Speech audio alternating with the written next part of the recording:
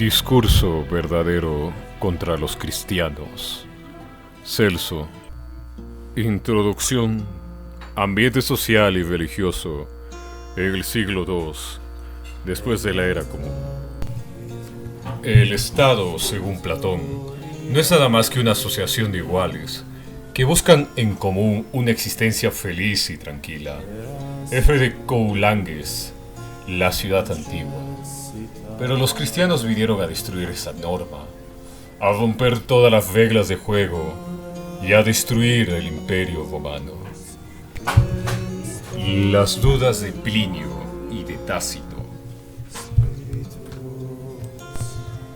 Plinio el joven abrigaba dudas respecto a la conducta de los cristianos y los castigos que deberían imponerse a sus incumplimientos de las normas del Estado romano.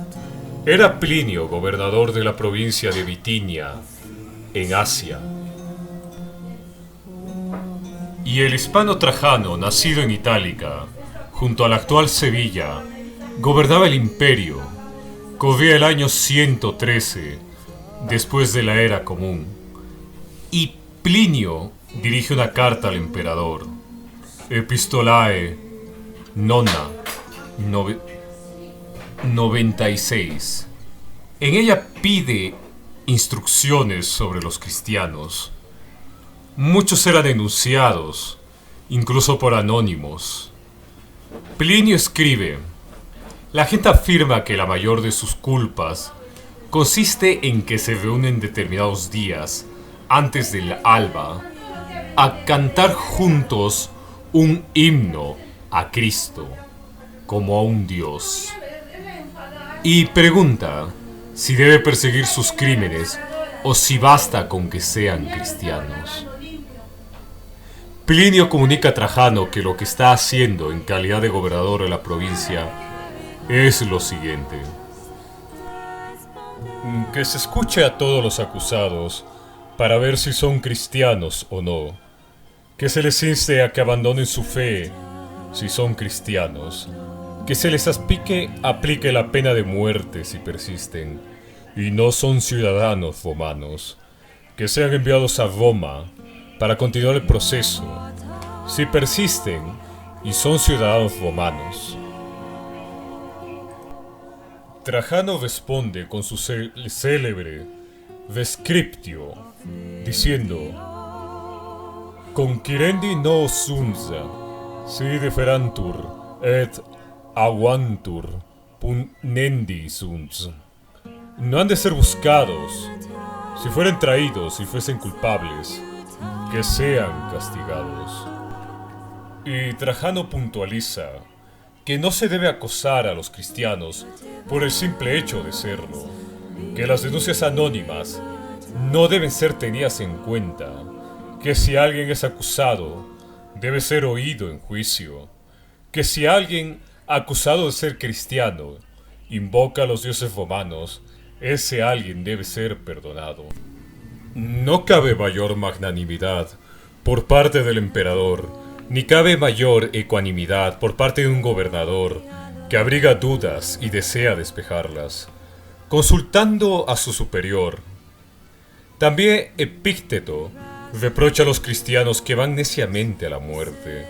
Disertationes cuarto 7.6.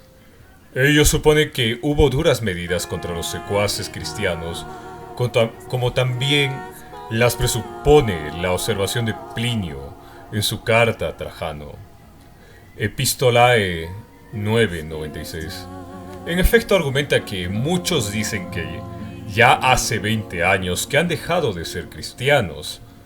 Fishwick y otros autores como Johnson aluden claramente a la conspiración de los delatores. Y algo similar sugiere Mans. Ya Dion Casio, Historiae 7.14, 1 de 2, cuenta que en tiempos de Dominiciano fueron acusados y condenados por ateísmo. El cónsul Flavio Clemente y su esposa Domitila. El crimen por ellos cometido, asegura Casio, fue el de severa impiedad, a la que conjuntamente va unido el delito de laesa majestatis, o lesa majestad, contra el emperador como descendiente de los dioses. Téngase en cuenta que pocos años antes, hacia el año 107, un hecho había conmovido Roma y sacudido el oriente: la muerte de Ignacio de Antioquía, martirizado en Roma. Ya próximo a la muerte, escribió varias cartas a las iglesias de Asia y de Roma, lo que parece demostrar que existían asambleas de cristianos más o menos bien organizados, al menos en Roma y en Asia. Y, si así estaban las cosas a inicios de aquel siglo, a finales del mismo siglo o inicios del siguiente, Tertuliano se permite escribir en su Apologético lo siguiente: Hesterdi sumus et orbem iam et omnia vuestra imperiumus. Somos de ayer y hemos llenado ya el orbe y todo lo vuestro, vuestras ciudades, islas, pueblos, fortificaciones, e incluso las tribus, palacios, campamentos, foros y hasta el Senado. Os dejamos solamente los templos. ¿Qué había pasado para que en solo un siglo los cristianos se hubieran esparcido por doquier, según proclaman ellos mismos? También, por supuesto, lo evidencian sus adversarios, los paganos, quienes denuncian a los cristianos como una banda peligrosa y facciosa para el Estado y una subversión contra el Imperio Romano. Quizás el primer personaje importante en llamar la atención sobre tal hecho fue precisamente un amigo de Plinio el Joven, el historiador Tácito. Ambos mantuvieron correspondencia, pues Tácito quería conocer datos sobre la muerte de Plinio el Viejo, muerto a consecuencia de la famosa erupción del Vesubio que sepultó Pompeya y Herculano. Pues bien, Tácito escribe: Anales 1544, hacia el año 100 después de la era común, lo siguiente sobre los cristianos. Por entonces se originó de nuevo la perniciosa superstición, no solo por Judea, origen de tal mal, sino también por la urbe, a donde acude y se celebra cuanto de atroz y vergonzoso hay por cualquier parte. Tácito, pese a ser tan amante de investigar las causas de los hechos, confunde a judíos y cristianos, creyendo que son una misma facción. No conoció bien Tácito a los cristianos de entonces, pero sí a los judíos, como demuestra el libro quinto de sus historias, Historiae Quintus 1. Cuenta allí Tácito la conquista de Jerusalén por las tropas de Tito, pero como es bien sabido, Tito gusta de digresiones de sabor costumbrista y añade previamente una introducción sobre el origen, costumbres y ritos de los judíos. Así nos cuenta la estancia de los hebreos en Egipto, cómo tuvieron que huir, pues el oráculo de Amón les había declarado culpables de la peste existente. Narra luego cómo Moisés se hizo su cabecilla en la travesía del desierto y cómo les dio una nueva religión y un templo. Les dio nuevos ritos, contrarios a los de los otros hombres, pues les son a ellos profanas todas las cosas que nosotros tenemos por sagradas, y por el contrario, se las dan las que a nosotros se nos prohíbe, Toda la gente malvada y fascinerosa, menospreciada la religión de su patria, lleva allí ofrendas y tributos, aborrecen a todos los que no son de su gente como a enemigos mortales. Instituyeron el circuncidarse para ser conocidos por esta diversidad. Los que se pasan a sus costumbres hacen lo mismo. A estos lo primero que se les enseña es el menosprecio hacia los dioses. Las obras de Tácito fueron muy leídas y sin duda la intelectualidad pagana de aquel siglo segundo que ahora comentamos aquí conoció a Tácito. Murió en el año 120 después de la Era Común y su prestigio, autoridad e influencia fueron enormes y pesaron mucho en los escritores venideros contrarios al cristianismo. Habla del Dios único de los judíos, del río Jordán y del mar muerto, donde nadan sin hundirse los que saben y los que no saben nadar. Cita a Jerusalén y su triple muralla, así como al templo de inmensa riqueza, y seguidamente Tácito, cuando considera haber hablado ya bastante sobre las costumbres de esa gente supersticiosa y ajena a toda ley, inicia la narración y descripción de la guerra llevada a cabo por Tito, sitiando en la capital a 1.100.000 personas, contando las mujeres y los niños. Pero Tácito, el más importante historiador latino, no cita a Cristo ni a los cristianos al reconstruir la historia hebrea hasta la toma de Jerusalén por Tito. Y Tito murió el año 81 de la Era Común.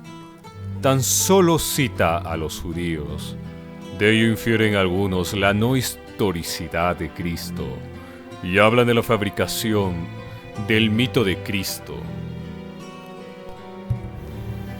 Sin embargo, frente a los que opinan así, se puede objetar que Tácito sí citó a los cristianos y a Cristo, a propósito de los sucesos del año 64 en Roma. Escribe en los anales: Nerón les consideró culpables y ejecutó con tormentos muy selectos a quienes, odiados por sus actos nefandos, el vulgo llamaba cristianos. El fundador de esta facción, que se llamaba de nombre Cristo, había sido condenado al suplicio por Poncio Pilato, procurador durante el reinado de Tiberio. Algunos, como Doherty, creen que fue un personaje más mítico que real, argumentando que Pablo siempre habló de un Jesús espiritual en el paraíso, pero no de un Jesús físico y real en la tierra. Pero además de la anterior cita de Tácito, también Suetonio en su vida Duodecim Caesarum, hablando de la vida de Claudio, 41-54 de la Era Común, constata que este emperador expulsó a los judíos de la ciudad de Roma por los disturbios producidos a causa de Cresto, que sin duda parece ser Cristo. Y ya vimos la cita de Plinio, donde indica que los cristianos cantaban un himno a Cristo, reunidos cierto día antes del amanecer. Flavio Josefo, por el año 90, en su Antiquitates, habla de Santiago, el hermano de Jesús al que llaman Cristo. No parece muy creíble la hipótesis de Doherty y otros que postulan la no historicidad de Cristo. Los ataques de Frontón y Marco Aurelio. El intercambio epistolar entre Frontón y su discípulo Marco Aurelio, futuro emperador, nos permite ver la notable transformación operada en la vida de Marco Aurelio. Escribe Alvin Letsky. En efecto, el sabio emperador veía dos tipos de enemigos adversos a Roma: los externos que asolaban las fronteras imperiales y los internos que acechaban carcomiendo las instituciones y minando el orden establecido. Entre los primeros estaban los partos en el este, los marcomanos y los cuados en el Danubio. Entre los segundos se encontraba la peste, los seguidores de Mitra y los cristianos. Los cristianos comienzan a ser un problema grave para Roma en tiempos de Nerón. El célebre Institutum Neronianum decidió la siguiente cruda realidad: Christiani no sind, que no existan los cristianos. Eso cuenta Tácito en Anales 1544.5, al hablar del famoso incendio del año 63, provocado por Nerón, pero del que culpó a los cristianos. Una superstición abominable, puntualiza Tácito, sumándose a la tesis oficial. En cuanto a Mitra, su culto había llegado de Cilicia, con los soldados de Pompeyo que participaron en la guerra contra los partos, al ritmo que le marcaba la correspondencia con su admirado maestro, el africano Frontón. Marco Aurelio reflexiona en sus meditaciones en los siguientes términos, como apunta Jules Romains. La secta del toro de Mitra y la de ese agitador llamado Cristo. Esos cultos parecidos en el fondo se difunden entre las masas que necesitan de lo maravilloso. En realidad sirven de tapadera a escenas orgiásticas, como bien afirma Frontón. Espíritu prudente y bien informado. Si con el golpe de una varita mágica pudiera yo hacer desaparecer esas sectas orientales, no habría perdido el tiempo. Frontón fue el maestro educador de los príncipes Lucio Vero y Marco Aurelio. Su autoridad era, por lo tanto, grande ante sus alumnos cuando llegaron a controlar el poder. Y en un famoso discurso ante el Senado, Frontón daba por buenas las graves sospechas que el vulgo difundía contra los cristianos: desprecio de los dioses, onolatría, reuniones secretas, infanticidios, y que en sus suculentos banquetes entregaban a los peores excesos, incluso al incesto. Frontón atacaba a los cristianos y sus depravadas costumbres.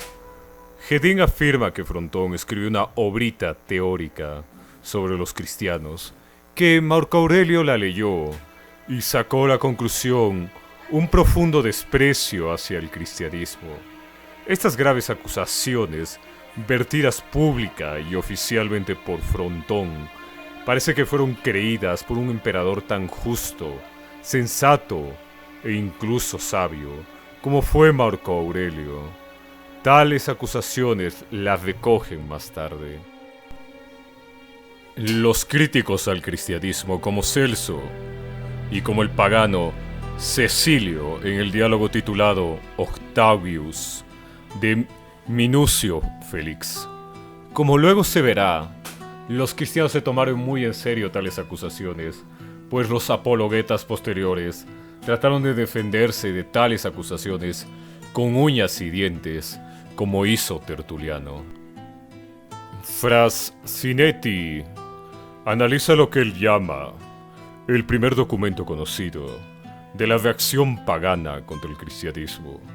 Se trata del discurso de Frontón contra los cristianos, calificado de virulento por el crítico italiano.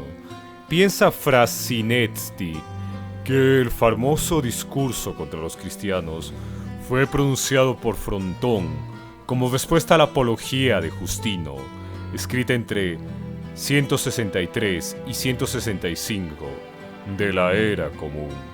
Justino fue apresado y muerto en esa fecha.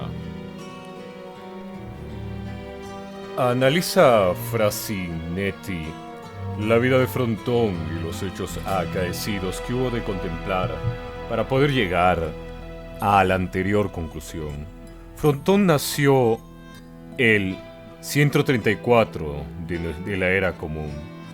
El año 155 fue el martirio de Policarpo en Esmirna. En el 162 tuvo lugar el martirio de Felicitas y sus 7 hijos, por orden del prefecto estoico Junio Rústico. Fue ajusticiado Justino el 165.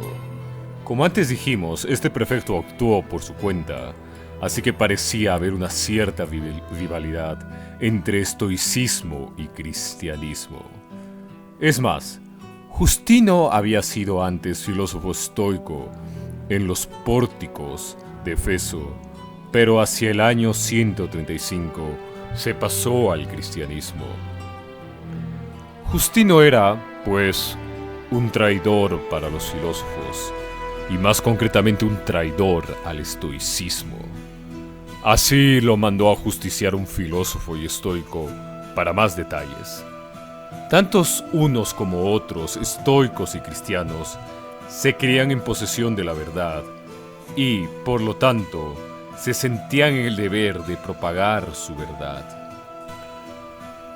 En el año 142 y 151 hubo terremotos en Italia. En el 161 y el 162 hubo en Roma una gran hambruna. Precisamente el año 161 se iniciaba el gobierno de Marco Aurelio. Una gran peste, llegada de Oriente, asoló Roma entre el 166 y 177. El año 177 vio morir a muchos cristianos, condenados a muerte en Lyon.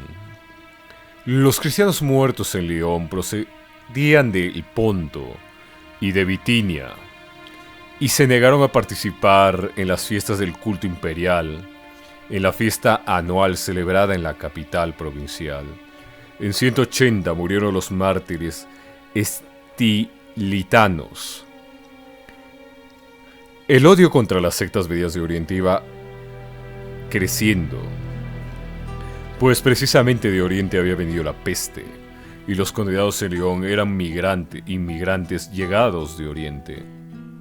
En el 167, Marco Aurelio se tomó muy a pecho la restauración religiosa de la tradición de los dioses olímpicos del pasado, así como la reforma moral de los habitantes del imperio. Esta decisión de filósofo y emperador, creo, debió de tener mucho que ver con el discurso anticristiano de Frontón ante el Senado romano. Así pues, tal discurso debió ser pronunciado en el año 166, o bien a inicios del 167 de la Era Común. No hay datos históricos posteriores al 166 en los fragmentos que se pueden reconstruir del discurso de Frontón, pues, en efecto, un discurso tan virulento, al decir de Frasinetti, no se conservó. Se supone que la censura cristiana posterior lo destruyó, pero su contenido está en el Aleses Logos de Celso y en la primera parte del Octavio de Minuncio Félix, quien expresamente cita a Frontón, llamándole Quitersis Noster, pues ambos eran originarios de Cirta, en el norte de África. Pero, analizando piezas y fragmentos, Frasinetti llega a concluir que, para la defensa de la religiosidad tradicional, Frontón quiso imitar la figura y el papel de Catón el censor, cuando defendió en el Senado la propuesta de un decreto contra las bacanales. Ello se materializó en el Senatus Consultum de Bacchanalibus del año 186, conservado en un bronce hoy en el Museo de Viena. Se trata de la inscripción 581 del volumen 1 del SIL, Corpus Inscriptionum Latinarum, iniciado por Hübner. Es Tito Livio quien retrata a Catón. Así pues, Frontón bebió en Livio, de la misma manera que Minucio Felix. A su vez, bebió en Frontón para pintar a Cecilio atacando al cristianismo. Frontón, un estilista partidario del arcaísmo, quería ser otro Catón.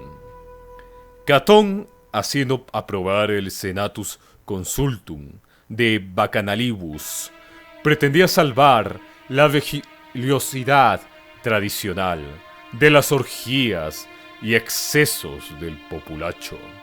Y como él, Frontón pretendía salvar la religión tradicional de Zeus Olympicus, de los desvaríos y orgías de los cristianos.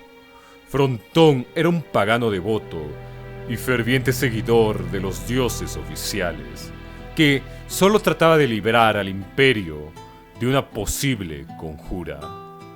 Pero el pagano Cecilio, en la obra de Minucio Felix, es un filósofo escéptico que amalgama todas las pruebas posibles contra los secuaces del cristianismo. Luciano y su burla del cristianismo. Luciano fue amigo de Celso y ambos compartían su oposición al cristianismo. Luciano, con sus 80 obras escritas, hizo mucha mella en el ambiente cultural de la segunda parte del siglo II de la Era Común. Además, fue un viajero incansable por todos los rincones del imperio, pronunciando discursos de aparato, como era típico de los vetores de la Segunda Sofística. Fue la Segunda Sofística un movimiento cultural, en donde figuraban, entre otros, Nicetas de Esmirna, que fue el fundador, Herodes Atico, Helio Aristides, Favorino de Arles, Dión de Perusa, Apolodoro, Filón de Alejandría, Máximo de Tiro, Libanio, Himerio y Plutarco de Queronea, que sin duda fue el más importante de todos ellos. Algunos de ellos que fueron contemporáneos de Luciano fueron también sus amigos. La mayoría de los escritos de Luciano se basan en el mundo real de su época. Cultivó la oratoria de aparato y el aticismo formal. Sus largos viajes por la Ecúmene, Galia, Italia, Grecia, Asia Menor, Egipto, Siria, dan fe de su espíritu inquieto, siempre dispuesto a la réplica. Al decir de Eleski y otros autores, su pensamiento se mueve en ambientes cínicos, tal como reflejan obras suyas, tales como el diálogo de los dioses, el diálogo de los muertos, el diálogo de las cortesanas, el diálogo de los dioses marinos, donde se burla de la religión y del orden establecido. En estas obras florece el sarcasmo y prolifera la crítica dura. Luciano, a modo de divertimento, un tanto jocoso, por cierto, dedicaba sus obras a sus colegas y amigos, tales como Sabino, Cronio, Ariano, Herodes Atico o Celso. Hacia el año 200 conocía sus obras Ateneo, y en el siglo IV lo cita el cristiano Lactancio y el pagano Eunapio, pero lo silencia Filóstrato al hablar de la Segunda Sofística. Es decir, que hubo un cierto complot para silenciar a Luciano, como si molestara su burla excesiva y su sarcasmo desmedido. Ataca a Luciano la locura y la corrupción de los ricos. Tal es la suprema sabiduría de su obra titulada Menipo. En él, Nuco escribe toda su mezquindad, que nada desmerece los momentos actuales. La disputa por una cátedra en la Atenas del año 176 de la era común. Pero es en la muerte de Peregrino donde mejor insiste en la lucha contra lo irracional, al decir de Albin Lesky. Y es precisamente esta obra la que más nos interesa por su crítica burlona y severa contra el cristianismo. Vimos que el mártir cristiano Justino se había pasado del estoicismo al cristianismo. Pues bien, Peregrino es un filósofo cínico que se pasó a la secta de los cristianos y lo hizo interesadamente para así poder vivir a su costa. Aprovechándose de las bondades de la caridad cristiana, Peregrino mató a su padre y fue encarcelado. Sus hermanos de la secta cristiana le costearon el proceso judicial y le visitaban en la cárcel día y noche. Parecía fácil vivir a costa de la caridad cristiana, pero sus hermanos de secta le abandonaron en cuanto vieron que no cumplía con exactitud las normas establecidas por la comunidad cristiana. Así que, viéndose abandonado de todos, Peregrino se suicida teatralmente en Olimpia, quemándose en una pira. Corría el año 165, pues Luciano está contando una historia real y verídica. Sin embargo, Hedin no ve mucha peligrosidad en la pintura burlesca e irónica que Luciano hace de los cristianos, pues textualmente escribe lo siguiente: De morte peregrini no puede, en vigor, entenderse como polémica. Ese espíritu burlón que, con aguda pluma, tan fácil y ligeramente, sabe pintar las flaquezas de su prójimo para vista de su tiempo, no siente odio contra los cristianos. Luciano no ve en ellos su peligro para el Estado ni para el orden público. De ahí que desdeñe propalar los cuentos de horror que circulaban sobre los cristianos. El suicidio final de Peregrino, de manera teatral en Olimpia, lugar de tantas resonancias para el mundo antiguo, prueba la inclinación del cinismo hacia la religiosidad. También Ruiz Bueno narra la muerte de Peregrino, señalando la inclinación del rector Luciano hacia el epicureísmo, aunque sin abandonar su simpatía hacia el cinismo. Algo similar le debía pasar a Peregrino. Era un cínico que pretendía vivir como epicurio, pero a cuenta de los bondadosos y crédulos cristianos. Los hábitos mendicantes y vagabundos con el bastón y la alforja eran propios tanto del Santón como del histrión, escribió García Gual en su libro sobre la secta del perro. No falta quienes como Helm han calificado a Luciano como un nihilista. Pero Alsina cree que Luciano adopta una actitud vital, cínica, y que desde ella fustiga los defectos humanos simplemente como con las armas del escritor. Otros como Galabotti y Chapman sostienen que para Luciano la verdadera preocupación, incluso preocupación fundamental, fue la filosofía. Matizan, en cambio, otros autores, sugiriendo que Luciano sí ha sentido la tentación filosófica, pero de una manera superficial, sin haber experimentado la conversión a la filosofía, de la que otros como Galabotti y Chapman hablaron. Pero Caster insiste que Luciano es un verdadero filósofo epicúreo, pese a gustar de temas cínicos, coincidiendo así, en cierto modo, con la opinión de Alcina. Por lo demás, Luciano compartía principios cínicos elementales, tales como la virtud está en los hechos, o como es propio del sabio el conversar consigo mismo, o aquella sentencia que rezaba así: la educación es al alma lo que la gimnasia al cuerpo. Los seguidores de Apolonio de Tiana.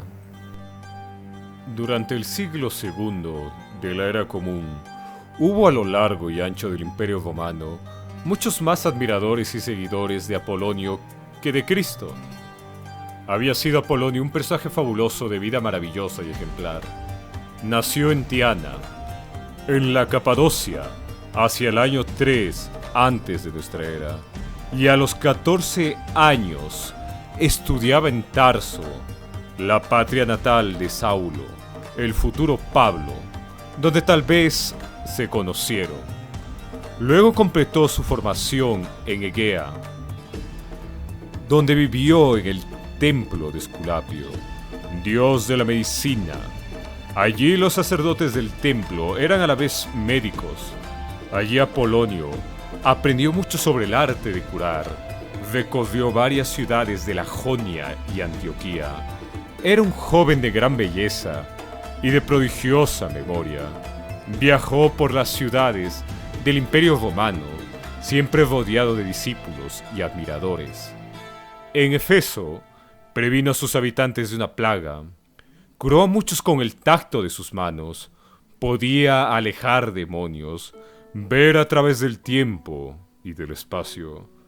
Predicaba a la multitud en los atrios y en las escalinatas de los templos.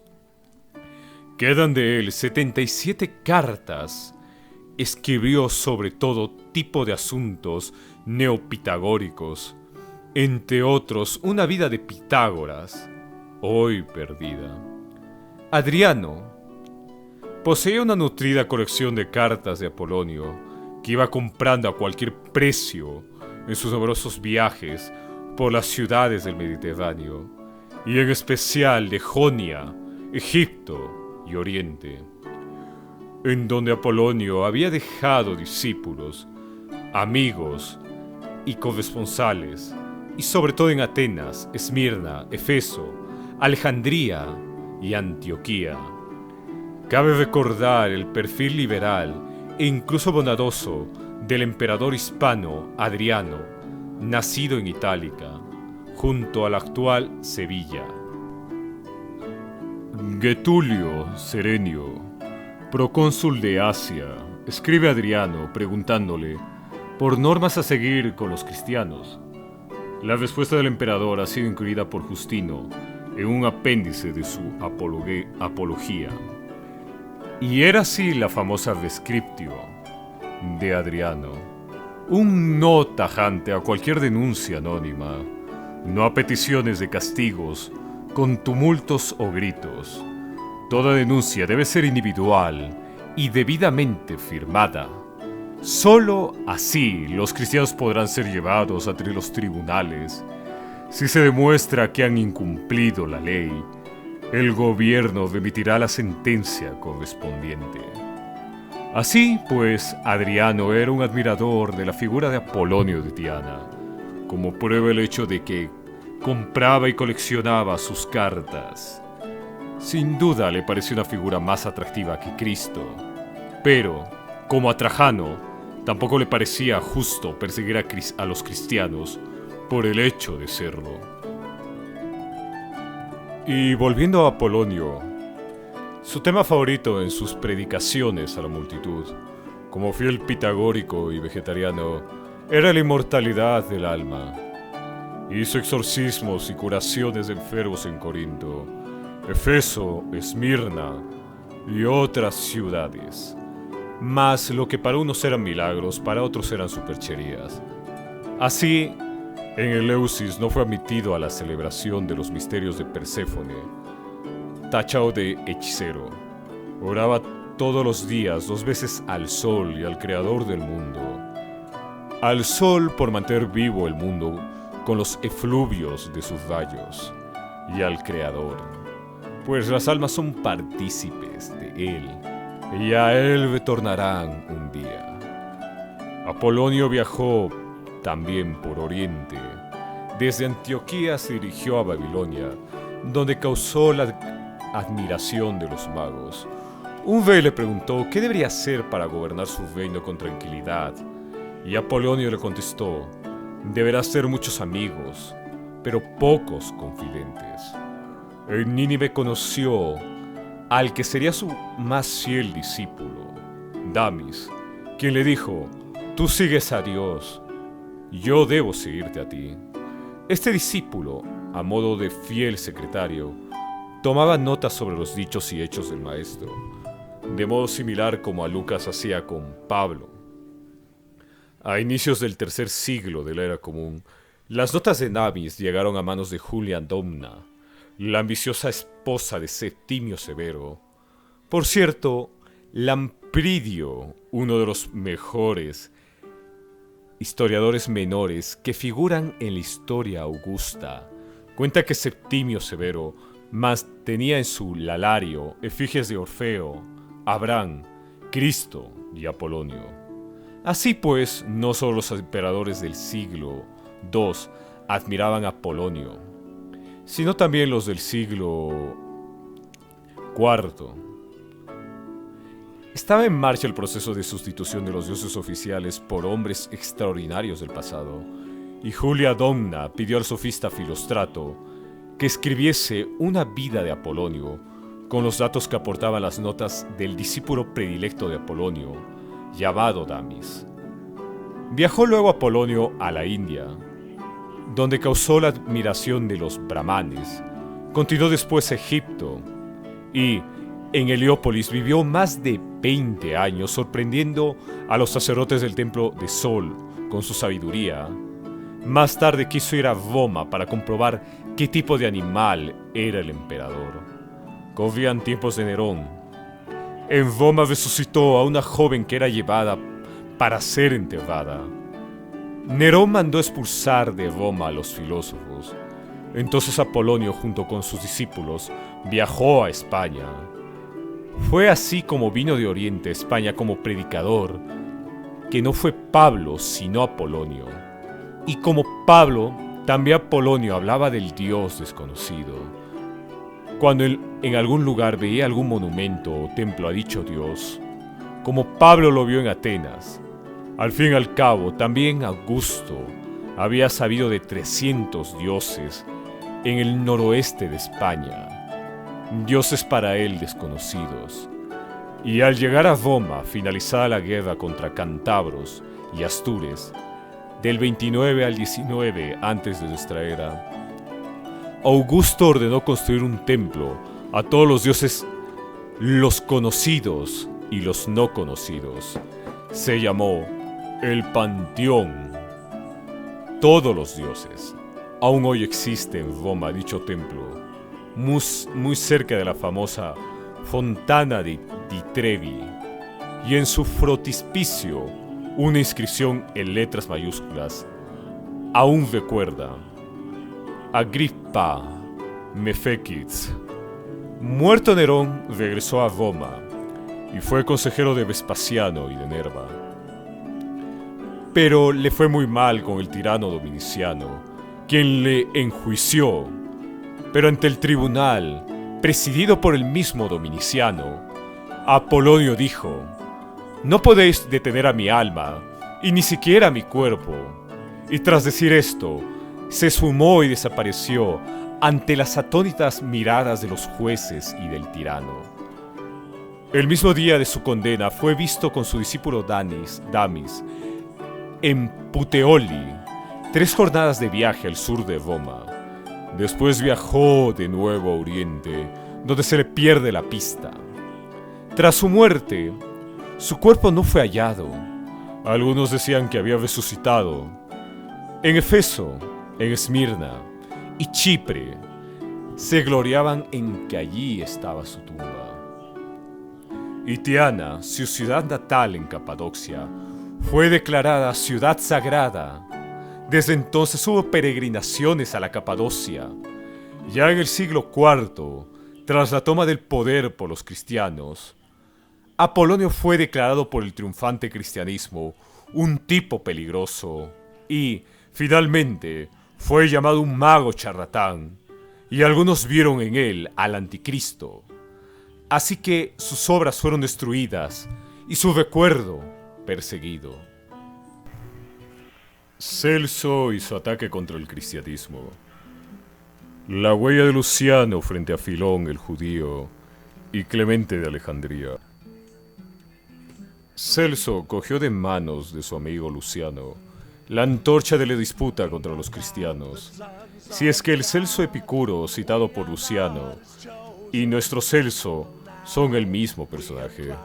Muchos piensan que son personajes distintos, pues el autor del Aleses Logo o Discurso Verdadero es puramente platónico.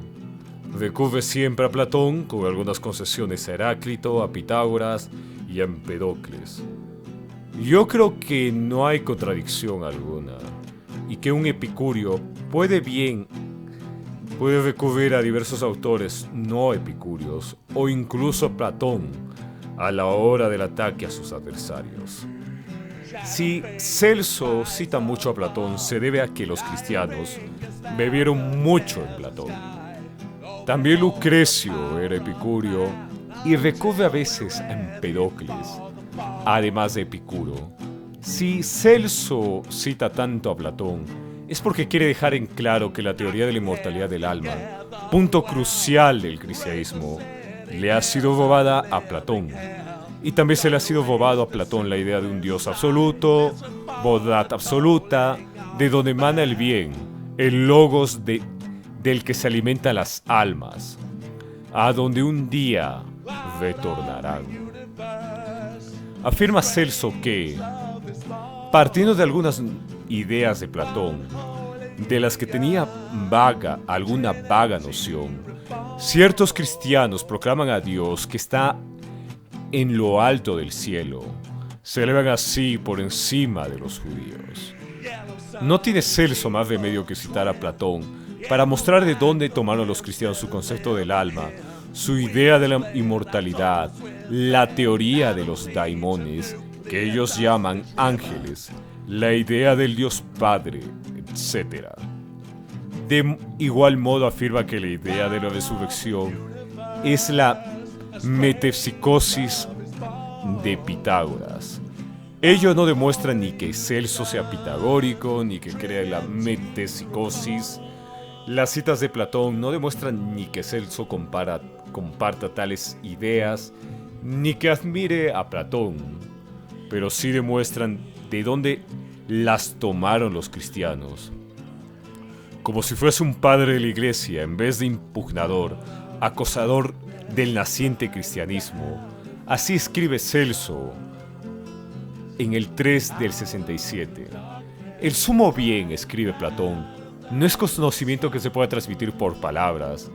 Es después de largo rato y una meditación asidua, cuando él brota súbitamente como una chispa y se torna en alimento para el alma y la sostiene por sí solo y sin otra ayuda. Y de nuevo hablando del alma, Celso escribe en 3:71: ellos, los cristianos, hablan del reino de Dios, pero ofrecen de él una idea mezquina, despreciable, en todo inferior a lo que Platón opina cuando escribe: todos los seres están agrupados alrededor del Rey del universo. Él es su fin común y el principio de toda belleza. El alma humana desea apasionadamente penetrar en estos misterios. Para conseguirlo dirige sus ojos hacia todo lo que tiene afinidad con ella, pero no encuentra nada que le satisfaga absolutamente. Lo que es divino es lo bello, lo verdadero, el bien y todo lo que se le compara. Él es el alimento y fortifica los entresijos del alma. Luciano nació en Samosata, ciudad de Siria. Vivió en Antioquía, en Jonia, en Atenas, en Roma y en la Galia, y en Egipto, donde desempeñó un alto cargo en la administración imperial. Y en Egipto murió ya muy viejo. Pero de Celso nada sabemos, excepto lo que se desprende de su propia obra. En cualquier ciudad de Oriente pudieron conocerse Celso y Luciano. Probablemente en Alejandría, donde había cenáculos de todas las religiones y de todas las filosofías, que Celso conoce bien.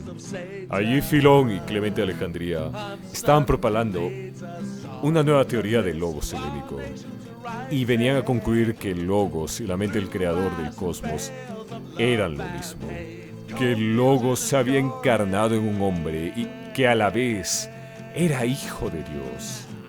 Y ese hombre se llama Jesús, nacido en Nazaret, que vino a revelar la verdad a los hebreos. Esto es algo totalmente insostenible para Celso. Lo absoluto, el logos, la divinidad, no se puede revelar en la historia, y menos a unos sí y a otros no, apunta Samuel Fernández. Y esto es, según Fernández, la cuestión más fuerte de Celso desde el punto de vista filosófico. Pero Fernández se desentiende de acusaciones puntuales y de datos concretos en los que no quiere entrar, tal vez por ser demasiado espinosos. Por ejemplo, no quiere saber nada de Pantero, el soldado romano, con quien, según Celso, María practicó adulterio, tras ser rechazada por su marido, el carpintero. Fernández silencia el carácter irritable de Jesús a veces, que Celso, uno de 30, le reprocha cuando Jesús dice: ¡ay de vosotros!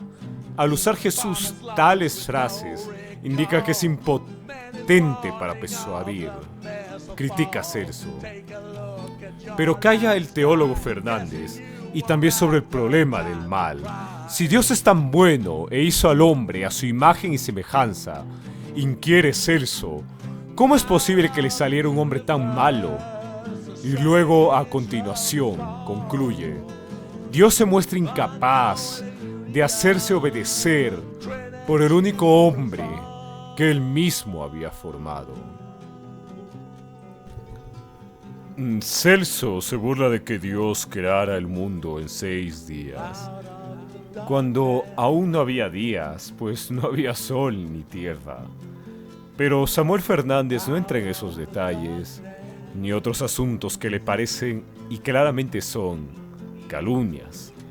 Me refiero a las acusaciones de que los cristianos practicaban la monolatría, cometían infanticidios y realizaban orgías, incluso con incesto. Fernández renuncia a lo anecdótico, a lo cotidiano y prefiere el nivel filosófico, donde se asienta para escalar a lo teológico. Era Celso buen conocedor de los entresijos del judaísmo y de la religión egipcia. Luego debió vivir en la zona oriental del imperio. Pero si a Luciano los críticos antiguos le llamaron el Voltaire de la antigüedad, a Celso han tenido que bautizarle como el Nietzsche de los antiguos. Hay ya a primera vista una gran diferencia entre ambos. Luciano describe lo que ve a la hora de formular sus críticas. Luciano quiere divertir muy lejos de la seriedad del diálogo platónico. Pero Celso quiere fustigar y azotar al cristianismo, y si fuera posible, incluso erradicarlo de la faz de la tierra. Luciano simplemente observa la realidad exterior y censura lo que no le gusta. Pero Celso va mucho más allá. Celso se informa e indaga, busca y lee los escritos de los cristianos a fin de poder fundamentar mejor sus críticas. Celso conoce el Antiguo Testamento y también los Evangelios. Conoce también algunas apologías de cristianos, hasta el punto que su libro parece una respuesta a la de Justino. A Luciano le parece una vacuidad todo lo sobrenatural. A Celso le parece puro fanatismo. Luciano se dedicó a combatir todas las formas de religiosidad, pitando a los dioses en el Hades. Celso quiere erradicar el cristianismo y orillar el judaísmo, pues ambos le parecen igualmente subversivos y dañinos para el imperio. Luciano no se toma en serio la filosofía. Celso, en cambio, sí, y la aprovecha y utiliza a fondo para mejorar y mejor lograr su objetivo. Pero, en opinión de Tovar, Luciano, al ocuparse con indiferencia de asuntos graves y de temas serios, no trata de hacer crítica religiosa, sino sencillamente de practicar un género literario. Pese a tales diferencias entre Celso y Luciano, existen, no obstante, muchas similitudes y coincidencias. Ambos parecen combatir cierto grado de escepticismo, esa filosofía liberadora que parece salvar al hombre de los fantasmas de la superstición. Y ambos amigos consideran Epicuro lo mismo que antes Lucrecio, un santo, un héroe, un bienhechor de la humanidad, un genio divino, el único que ha visto la verdad y ha osado decirla. Celso tituló su trabajo Aleses Logos, es decir, discurso verdadero, y Luciano escribió una obra titulada Una historia verídica. En la página 71 de esta obra, dice Luciano: las personas que discuten sobre filosofía luchan por la sombra de un búho. Y Celso nos presenta a un judío y a un cristiano discutiendo por la sombra de un búho. Pero lo que en Luciano es una simple metáfora didáctica, en Celso adquiere una palpable impresión de realidad vital, pues corrió el rumor de que los cristianos adoraban un asno crucificado. Y la arqueología confirma esta afirmación, pues un relieve hallado en el Palatino, hoy en el Museo de las Termas en Roma, representa un asno crucificado y a sus pies un hombre le envía un beso con la mano, mientras una inscripción en lengua griega reza así: Alexameno adora a su dios. Celso aprovechó la metáfora de Luciano y la convirtió para perfilar un hecho real. He pensado mucho sobre el origen de esta calumnia y creo que la respuesta se encuentra en Tácito, Historiae, quinto, capítulo 1. Allí pinta Tácito a los hebreos, perdidos sedientos en el desierto del Sinaí, pues el oráculo de Amón había establecido para que cesase la peste, que se limpiase el reino de Egipto de aquellos hombres, aborrecibles a los dioses. Y de pronto Moisés decidió seguir una manada de asnos salvajes, y así vino a descubrir grandes venas de agua, con lo que salvó a su pueblo. Por eso al llegar a Jerusalén consagraron en la parte más secreta del templo la efigie del asno, por cuyo medio se libraron de la sed. Con este alivio y refresco siguieron su viaje 6 días continuos. Esto es un simple reflejo del esfuerzo del dios judío, al que le costó 6 días fabricar al mundo, y al séptimo día descansó. Al séptimo día, continúa diciendo Tácito, echando a los habitantes de aquella tierra, se apoderaron de aquella región, donde se edificó la ciudad. Se dedicó el tiempo del templo. Con la fijación de la fecha de la Pascua, la Iglesia Universal se somete a Roma. Ha nacido el papado. A puntilla venal. Celso se dedicó a detectar, denunciar los engaños de los charlatanes magos que trataban de embaucar a las pobres gentes. Por eso Lucrecio, como Luciano, considera al mismo nivel la astrología, la música, la magia, la adivinación, la historia natural. Como Epicuro no cree en las leyendas de la mitología griega, pero al menos son las leyendas de nuestros antepasados, Por ello las considera más útiles que cualquiera de las nuevas supersticiones extranjeras bárbaras que pretenden esclavizar a los humanos. Por ello a Celso los profetas, de los que hablan tanto judíos como cristianos, le parecen meros charlatanes. Celso admite otros cultos, pero girando alrededor de la religión tradicional. Lo importante es la religiosidad interior. Somos una parte del cosmos, por ende lo divino yace en nuestro interior. Servir a los demonios, seres inferiores a la divinidad suprema, es grato, conveniente a todos. Celso debió beber en Filón de Alejandría la teoría de los demonios. Según Filón, el cielo está poblado de dioses visibles, inteligencias puras, a las que llamamos astros. La tierra está poblada de animales, hombres, mientras los peces pueblan ríos, mares. Pues bien, según Filón, en el aire viven almas incorpóreas e invisibles. No se ven por ser incorpóreas, mas el hecho de ser invisibles no demuestra que no existan, puntualiza Filón. De estas almas, unas descienden para unirse a los cuerpos terrestres. A eso llama la gente el nacimiento. Otras se separan de los cuerpos terrestres. Se separan de los cuerpos terrenales a los que se habían unido. Y a eso le llama la gente muerte. No existe en realidad ni nacimiento ni muerte.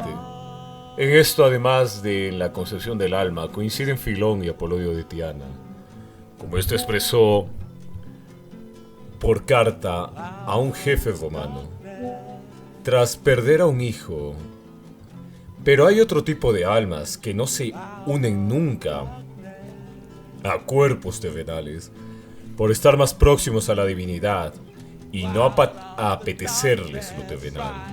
Estos son los demonios y cumplen la misión de llenar el vacío entre el Dios Supremo y los hombres.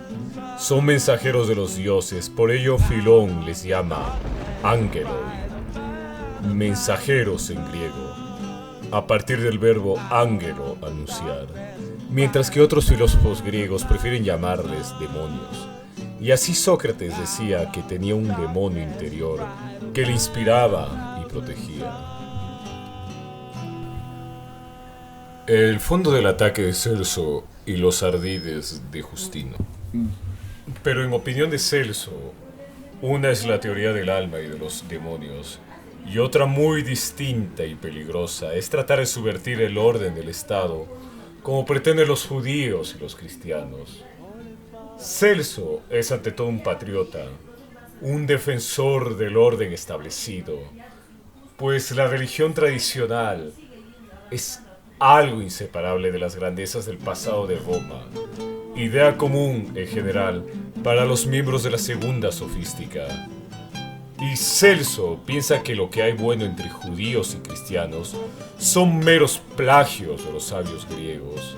Han tomado cosas de los pitagóricos, del platonismo y también de los estoicos.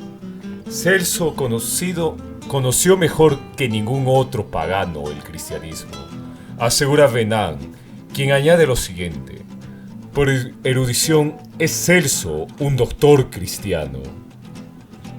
Así que Celso se tomó muchas molestias para estudiar a fondo los textos del cristianismo, su origen y evolución.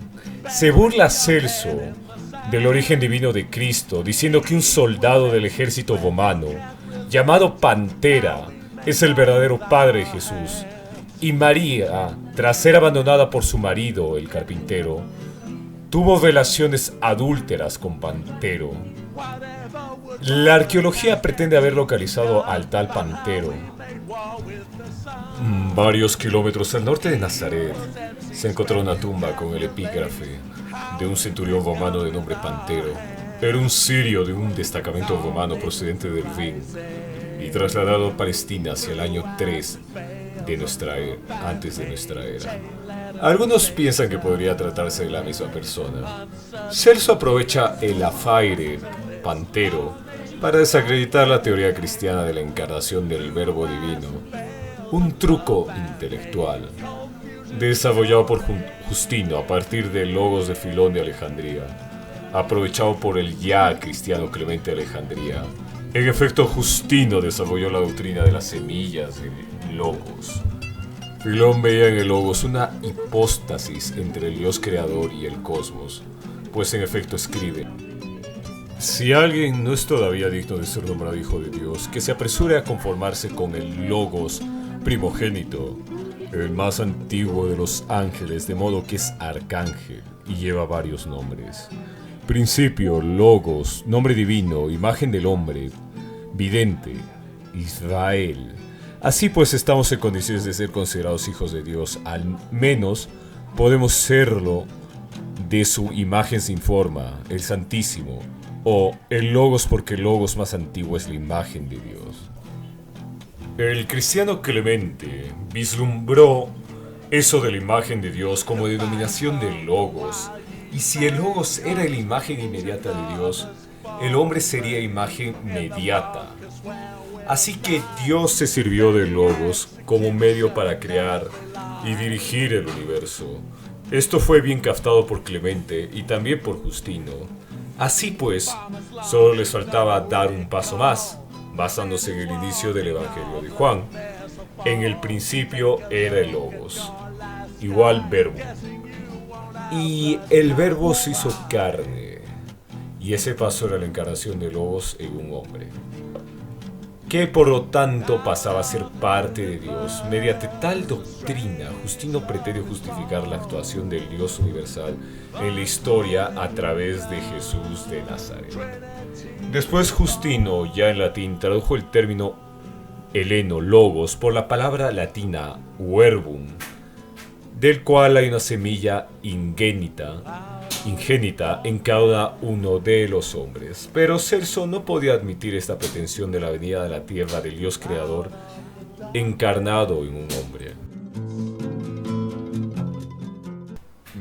Milagros y profecías en el mundo antiguo.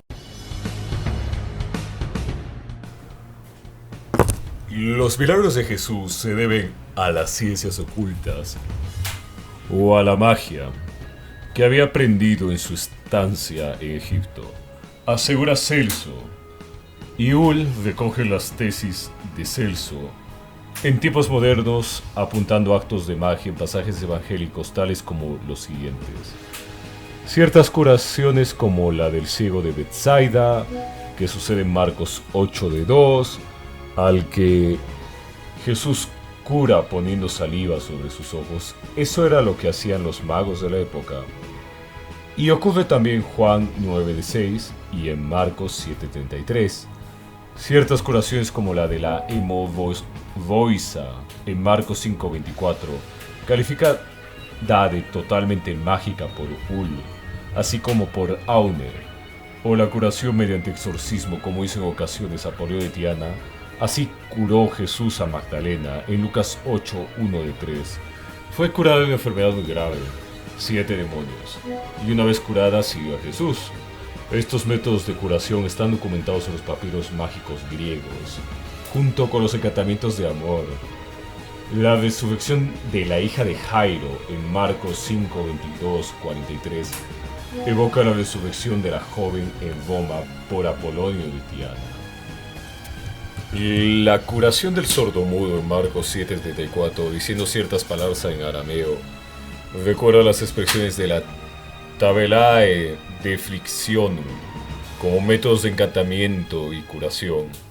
La multiplicación de los panes y los peces en Marcos 6:30 y en 8:1-10, y la abundante pesca milagrosa en Lucas 5:1-11 tienen su paralelismo con los milagros similares de Pitágoras y de Empedocles, así como de Apolonio de Tiana y del mismísimo Luciano de Samosata.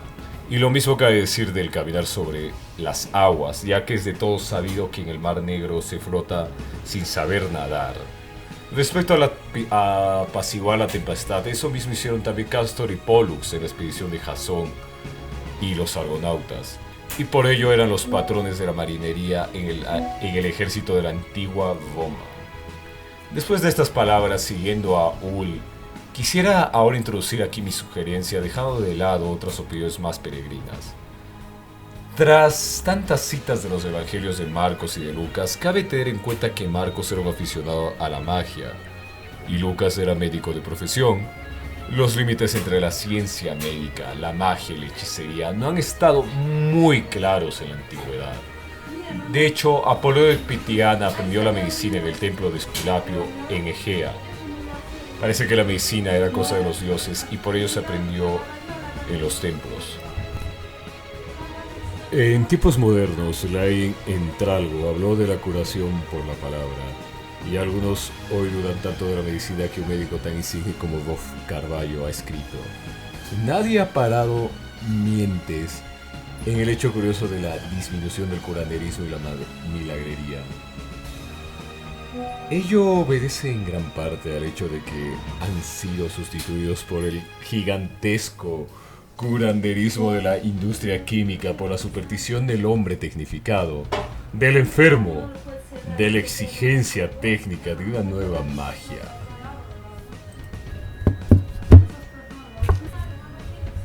Como hiciera Lucas, que dejó la medicina para seguir a Pablo, también hoy algunos han abandonado la medicina por amor a la política. Baste citar a Pujol y a Llamazares. Lucas abandonó la medicina por la religión, que era la forma de hacer política. Entonces, muchos personajes realizaron milagros, exclama Celso. Basta evocar lo ya dicho sobre Apolonio, sin que ello fuere motivo para deidificarle, pese a que su vida fue más admirable, más maravillosa y más fantástica que la de Jesús. Creen en las profecías de sus profetas, pero se niega a creer en los oráculos griegos. Las profecías hebreas se podrían aplicar a miles de personas, contesta Celso. A tal respecto, escribe: predijo que después de muerto resucitaría.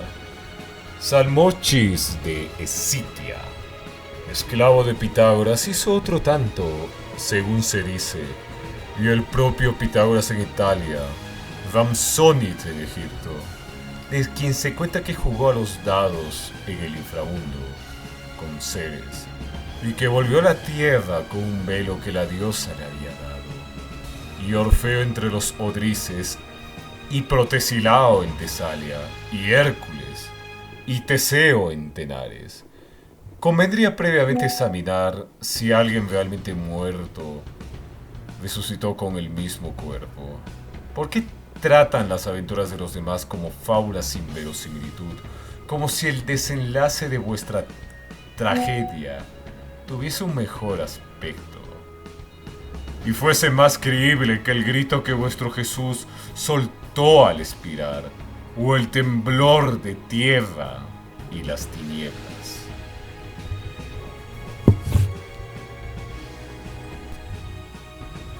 El pagano Cecilio en el Octavius de Minucio Félix sigue la huella de Celso atacando con las mismas armas y se pregunta: ¿puede resucitarse sin cuerpo? ¿Con el mismo cuerpo que antes se desintegró?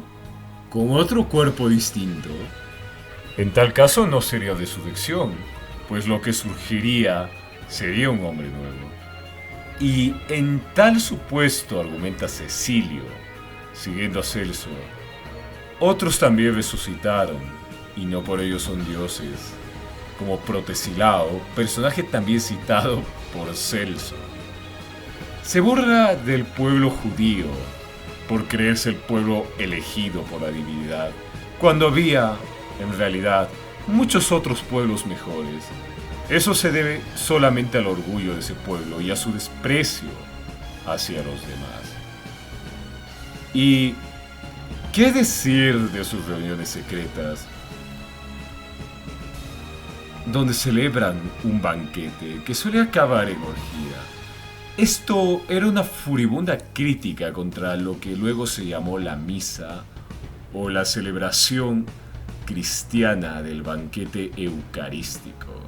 Así pintó un frontón el banquete cristiano, según recogen Celso y Minucio Félix, a quien aquí citaré. En día festivo se reúnen con todos los hijos, hermanos y madres, las personas de todo sexo y edad. Entonces, tras muchos manjares, cuando el festín entra en calor y el ardor de la borrachera inflama la pasión incestuosa, un perro encadenado al candelabro, donde está atado, es asusado a saltar y atacar, lanzándole un trocito de pan más allá del cordel.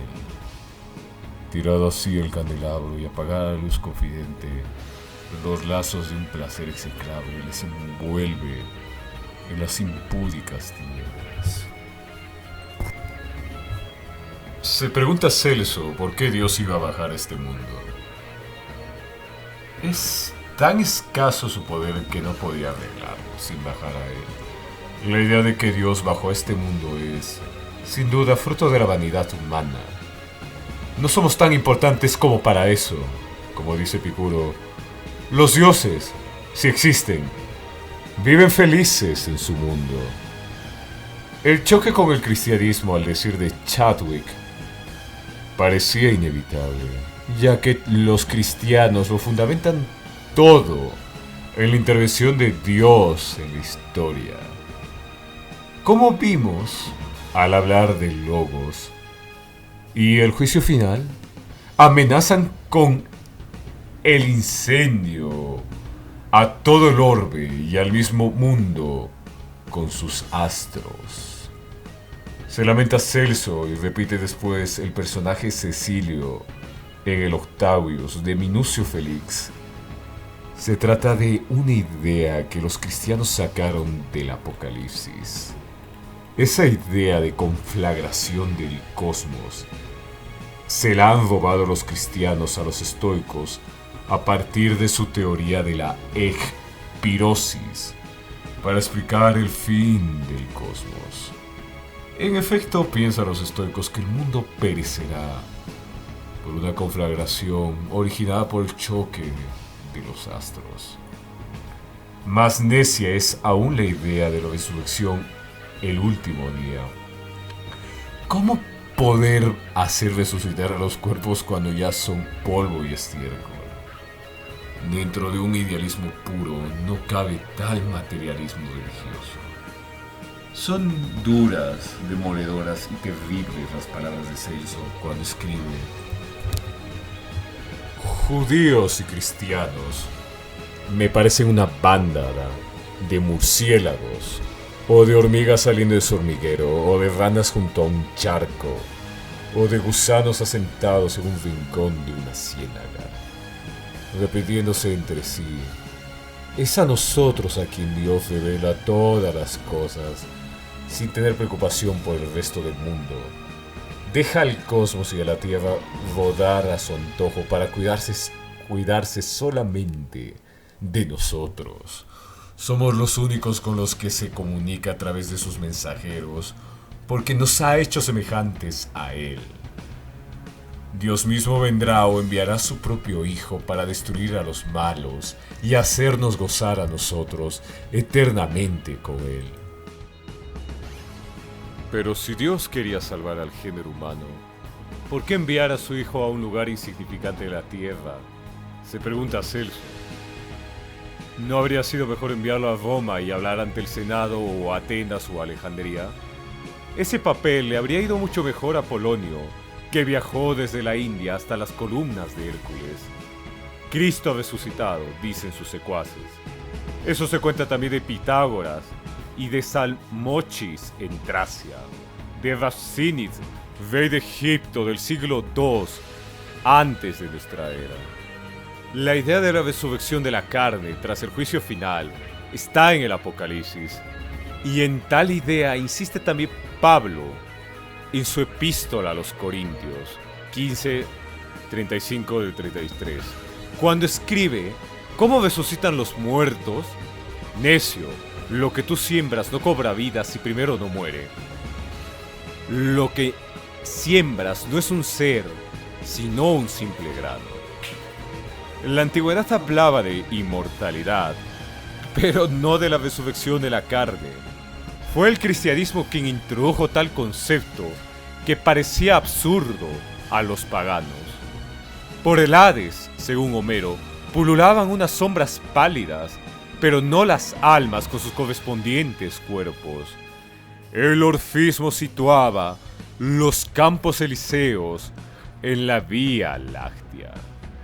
Homero y Platón situaban el paraíso en las Islas Afortunadas.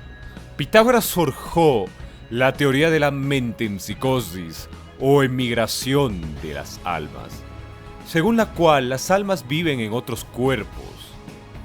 Los misterios de Eleusis prometían la inmortalidad a los iniciados. La idea de la resurrección, el día del juicio final, suscitó las mofas y burlas en los paganos de toda índole, y en especial de Celso. Y ello subió de tono hasta tal punto que muchos cristianos se vieron obligados a responder por escrito sobre el tema. Para defenderse de tales ataques contestaron los apologistas cristianos en reiteradas ocasiones: Tasiano, Atenágoras, Tertuliano y Orígenes. Quizás para aludir a la idea de resurrección, nada tan bello como el mito del ave fénix, con el cual no solo los paganos, sino también los cristianos como Lactancio se recrearon para simbolizar la inmortalidad. También en la Edad Media Dante evocó este mito. Se ha estudiado la posible influencia del mito del ave fénix en la idea de la resurrección. La incineración y el juicio final son otros temas de los que ocupó Celso. Reniegan de la incineración diciendo que, si son quemados, no tendrán cuerpo para poder con él resucitar el día del juicio final. Así escribe Celso. El fin del mundo, el juicio final, la parusía, son invenciones del mismo Jaez. Es un vano espantajo destinado a aterrorizar a almas flacas, como los espectros y los fantasmas que hacen aparecer en los misterios de Dioniso, para impresionar las imaginaciones. Todo eso se funde en historias mal digeridas. Ellos oyeron decir que después de un ciclo de varios siglos, en el retorno de ciertas conjunciones de astros, se producen conflagraciones y diluvios. Ahora bien, como el último cataclismo que tuvo lugar en tiempos de Deucalión fue un diluvio, debiendo el orden del universo traer una conflagración, se basan en esto, sin otras razones, para sostener que Dios debe descender abajo, armado de fuego, para aplicar el juicio final. Pero, aunque no arde la pira, el cuerpo se consumirá, arguye Cecilio, alter ego de Celso, en el Octavius de Minucio Félix, 2 décadas más tarde. Así habla Cecilio. Amenazan con el incendio a todo el orbe, al propio mundo con sus astros.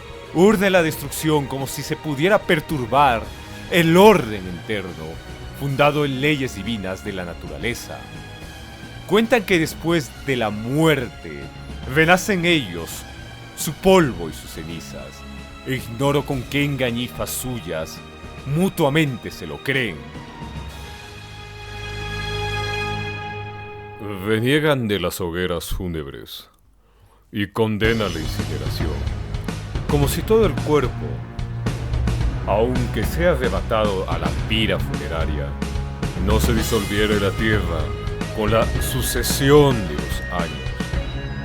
No importa si las fieras lo destrozan, o si el mar se lo traga, si la tierra lo cubre, o si el fuego lo consume. Con sus cadáveres, toda sepultura se torna un castigo. Serafín Bodelón, Oviedo, 3 de julio de 2008.